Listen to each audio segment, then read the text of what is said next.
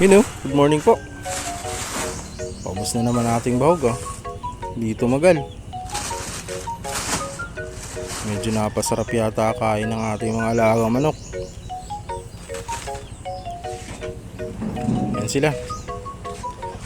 At dahil maulan po dito sa amin, hindi natutuyo itong lupa. Laging maputik.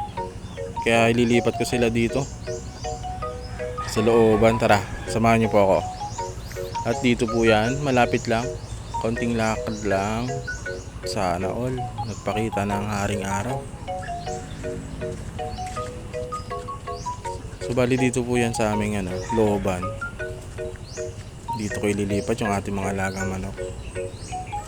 At nandito nga pala yung isang bagong dating sa atin. Gagawin kong papamanada ko dun sa ating mga native chickens. Hindi ko alam kung anong lahi nito.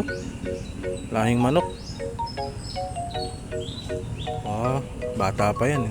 Ayun, may na sa kanya.